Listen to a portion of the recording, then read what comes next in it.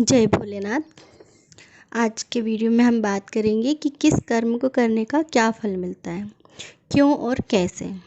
इससे पहले की वीडियो में मैंने आपको बताया था कि ऐसे कौन से कर्म हैं जो हम नित्य कर सकते हैं। आज हम जानेंगे कि किस कर्म को करने का क्या फल मिलता है, क्यों और कैसे। मतलब जो राह है हमारी वो तो कर्म की ही है, पर कर्म की राह होगी, पर आधार तर्क का होगा और चाहत धर्म की होगी। आज का वीडियो बहुत ही खास होने वाला है उन लोगों के लिए जो शादी के इच्छुक हैं, युवक युवती हैं, शादी करना चाहते हैं और अवरोध का सामना कर रहे हैं, या जो बिजनेस में तरक्की चाहते हैं, नौकरी में परेशानियां हो रही हैं, उन्हें क्या करना चाहिए, कैसे काम करती हैं चीज़ें, वो समझ पाएंगे। और बिजनेस व्यापार बढ़ाने के लिए क्या करना चाहिए, पति पत्नी के रिश्ते को मधुर बनाने के लिए क्या करना चाहिए, इसी सब समस्याओं के हल आपको मिलेंगे और आप स्वयं जानेंगे कि कैसे और क्यों ये सब चीज़ें काम करती हैं। तो वीडियो शुरू करने से पहले ये कहना चाहूँगी कि वीडियो लास्ट तक देखें, पूरा देखें, ताकि बात पूरी तरह से समझ आए और आप उसका लाभ उठा सकें। वीडियो के लास्ट में एक बहुत अच्छी बात बताऊंगी कि किसी भी दुविधा या किसी भी कर्म के बंधन को काटने के लिए एक चीज़ कही जाती है कि आपके भाग्य में लिखा हुआ यदि कटता है तो जप तप और कर्म से ही कट सकता है। ये तीनों चीज़ को आप एक साथ कैसे कर सकते हैं, इस विषय में हम जानेंगे। तो शुरू करते हैं। सबसे पहले तो हम बात करते हैं छोटे छोटे इंसेक्ट, चिड़िया, चींटी को जब आप भोजन कराते हैं तो आप उनके जीवन यापन में मदद करते हैं। इसी विषय पे मैंने पहले भी वीडियो बनाए हैं जिसमें विस्तृत जानकारी इस चीज़ की दी है। तो यदि आप चैनल पे पहली बार आए हैं तो चैनल को सब्सक्राइब करें ताकि आपको पुराने वीडियो भी मिले और नए वीडियो के नोटिफिकेशन प्राप्त हो सकें। सबसे पहले तो छोटे से ये जीव अपना खुद स्वयं का पेट भरते हैं, उसके बाद जो कुछ भी उनके पास होता है वो धीरे धीरे, आपने देखा होगा चींटियाँ शक्कर के दाने घर तक ले जाती हैं, उनके छोटे छोटे घरों में उनको रखती हैं, स्टोर करती हैं। मतलब उनके जीवन यापन की आपने व्यवस्था की। तो डिवाइन का यही काम है कि जो आप कर रहे हो वही आपको मिलता है। तो जब आप जीवन यापन संबंधी किसी भी जीव जंतु की मदद करते हैं, छोटे बड़े किसी भी जीव का यदि जीवन यापन में आप सहयोग कर रहे हैं, तो आपके जीवन यापन के लिए आप बिजनेस कर रहे हैं, नौकरी कर रहे हैं, जो भी कर रहे हैं उसमें आपको मदद मिलती है। ये छोटे छोटे कर्म जो आपके हैं, पहले तो ये आपके कर्म बंधन काटते हैं, क्योंकि कभी कभी ऐसा होता है ना कि हम जहाँ काम कर रहे हैं बेवजह कोई इंसान आके हमें कुछ कहने लगता है, हमारा काम प्रभावित होता है, हम सोचते हैं यार इसका लेना देना भी नहीं और ये हमको आके क्यों ऐसा। तो एक्चुअली आज का लेना देना नहीं है, पता नहीं किस जन्म में क्या आपने किया था, तो वो इस तरह से अवरोध बन के चीज़ें आती हैं सामने। तो पहले तो अवरोध ख़त्म होते हैं, फिर जैसे जैसे आपके पुण्य बढ़ते हैं तरक्की के रास्ते खुलते हैं। इसलिए अपने अपने कर्म को नित्य करिए, लगातार करिए और अपने पुण्य को बढ़ाइए ताकि आपका बिजनेस ग्रो करे और आपकी नौकरी में नए नए तरक्की के रास्ते आपको मिले। दूसरे उपाय में मैंने आपको बताया था मछलियों को दाना खिलाना। मछलियों को जब आप दाना खिलाते हैं तो ये मछलियाँ जो होती हैं वो शुक्र का प्रतिनिधित्व करती हैं, इसलिए पति पत्नी के रिश्ते मधुर होते हैं, परिवार से आपके रिश्ते मधुर होते हैं, सुख समृद्धि आती है। इसी से जुड़ा एक और उपाय बताया था कि मछली का जीवन दान देना। यहाँ पे एक थोड़ी सी समस्या है कि मैंने आपसे कहा था कि भाई यदि सहयोग ऐसा बैठे कि कोई मछलियाँ जिंदा मछलियाँ बेच रहा है तो आप उन्हें ख़रीद लें और उन्हें पानी में, तालाब में या कहीं नदी में डालें। ऐसा नहीं कहा था कि घर में पाल लीजिए, है ना। और ना ही ये कहा कि आप, एक फ़ोन मेरे पास आया था एक्चुअली जिसमें उन्होंने मुझसे पूछा कि मैडम हम मछली मार्केट में खड़े हैं और मछली वाला बोल रहा है कि हम शाम तक मछली पकड़ के ला देंगे आपके लिए जीवित और आप ले जाना और डाल देना। तो भाई ऐसा नहीं करना है। आप यदि किसी को कहें कि मछली पकड़ के ला दो तो आप तो स्वयं किसी के जीवन को खतरे में डाल रहे हैं ना, ऐसा नहीं करना है।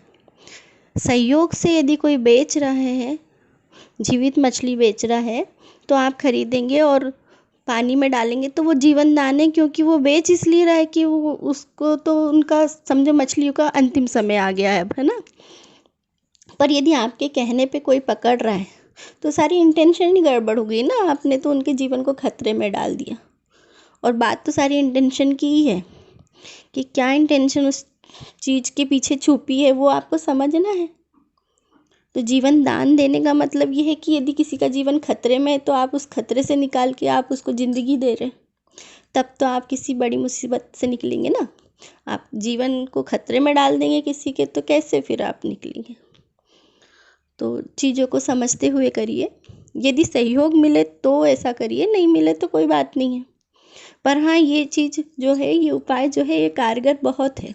यदि आपने सहयोग से आपको ऐसा कुछ करने को मिला तो करना चाहिए, क्योंकि जीवन दान जब आप देते हैं तो आप भी किसी मृत्यु तुल्य कष्ट से बाहर निकलने में ये बहुत सहयोग करेगा आपको।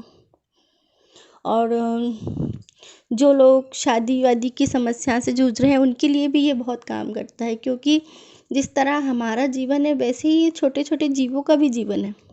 आपने मछली खरीदी और पानी में डाल दी, अब उनका जीवन तो चल पड़ा, उनके एक फैमिली, उनका एक परिवार भी मिल गया उन्हें। तो आपको भी आप शादी करना चाहते हैं, आपका लाइफ पार्टनर नहीं मिल रहा, तो चूँकि उन्हें उनका लाइफ पार्टनर मिल गया, उनकी गृहस्थी चल गई, तो आपको भी आपके पार्टनर मिलने में सहयोग मिलता है। तो ये उपाय उन लोगों के लिए भी बहुत अच्छा होता है जो शादी के इच्छुक हैं। पर याद रखें, ये स्वतः होए तो ही करें, आपके कहने पे कोई किसी की जान को खतरा नहीं होना चाहिए। तीसरे उपाय में मैंने आपको गायों को भोजन कराने की, उन्हें रोटी घास खली चुनी कुछ भी खिलाने की बात कही थी। तो गायों के लिए तो हम सब जानते ही हैं कि हमारे सनातन धर्म में कितना कुछ गौ माता के लिए कहता है, हमसे छुपा तो है ही नहीं। सबसे बड़ी बात तो 33 कोटि देवी देवता हम मानते हैं कि गौ में विराजती है। तो जब आप गौ माता के निमित्त कुछ भी निकालते हैं तो 33 कोटि देवी देवता को एक साथ पूज लेते हैं। दूसरी बात, शास्त्रों में जो कही जाती है कि जब गौ माता रोटी खाती हैं आपके घर से तो बहुत सारे अशुभ हित जो रहते हैं वो हमारे घर के कट जाते हैं। तीसरी चीज़ मेरा मानना है कि बचपन से लेके हमेशा जब तक हम इस धरती में रहते हैं हमसे कहा जाता है गौ माता गौ माता, हम खुद भी कहते हैं। तो उस माता शब्द से ही ऋण होने के लिए कम से कम साल में एक दिन तो हमें निकालना ही चाहिए ना उनके लिए। इसलिए कुछ ना कुछ उनके निमित्त एक साल में एक बार तो करने का बनता ही बनता है।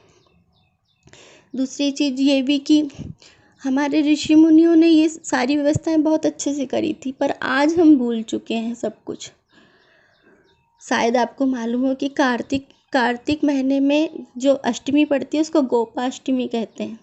वो गायों पर ही एक त्यौहार बनाया गया था। गोवर्धन पूजा भी गौ माता के लिए ही समर्पित है। इतना सब कुछ है तो हमको भी तो कुछ करने का बनता ही है। अब लास्ट में मैं उस बात को कहूँगी जो मैंने आपसे सबसे शुरू में कही कि हम भाग्य को काटने के लिए जप तप और कर्म की बात करते हैं, और इन तीनों को हम एक साथ कैसे कर सकते हैं। आप इनमें से किसी भी पुण्य को यदि रोज़ कर रहे हैं, कोई भी छोटा से छोटा पुण्य आप ले सकते हैं जो आप नित्य कर रहे हैं। तो जब आप नित्य करते हैं कोई भी काम तो वो एक तप में बदल जाता है। और इस काम को करते हुए यदि आप ईश्वर का ध्यान कर रहे हैं तो जब भी हो जाएगा। कर्म तो आपने कर ही दिया। तो जब तब कर्म जब आप साथ में करेंगे तो निश्चित आपके भाग्य के द्वार खुलेंगे ही खुलेंगे। इसी से संबंधित एक छोटी सी कविता। जीवन को सरल बनाएं हम, कर्मों के गणित सुलझाएं हम। जीवन को सरल बनाएं हम, कर्मों के गणित सुलझाएं हम। हमसे जुड़ा हर नाता है कर्म फल का ताना बाना। हमसे जुड़ा हर नाता है कर्म फल का ताना बाना। रिश्ता जो मन को भाया है, सच्चा अच्छा हमने पाया है। रिश्ता जो मन को भाया है, सच्चा अच्छा हमने पाया है। किसी नेक कर्म का मीठा फल है। किसी नेक कर्म का मीठा फल है। काटो बन जो चुभा, परिणाम किसी बुरे फल का था मिला। काटो बन जो चुभा, परिणाम किसी बुरे कर्म का था मिला। जीवन को सरल बनाए हम, कर्मों के गणित को सुलझाएं हम। जीवन को सरल बनाए हम, कर्मों के गणित को सुलझाएं हम। कर्म बंधन को कर्म से जोड़ो तुम, नेक कर्म कर कर्म बंधन तोड़ो तुम। नेकी जब निरंतर होगी, नेकी जब निरंतर होगी, पुण्यों की दौलत बढ़ेगी। सुकून एक पल में मिलेगा, कर्म बंधन कई जन्म का मिटेगा। जीवन को सरल बनाएं हम, कर्मों के गणित को सुलझाएं हम। निरंतर निरंतर जब कर्म का होगा, तब बल तेरा बढ़ेगा। ईश्वर ध्यान में कर्म कर, जब तब कर्म का फल बढ़ेगा। ईश्वर ध्यान में कर्म कर, जब तब कर्म का फल बढ़ेगा। जीवन गणित सुलझेगा, जीवन का नया आयाम मिलेगा। जीवन को सरल बनाए हम, कर्मों के गणित को सुलझाएं हम। जय माता दी, जय भोलेनाथ।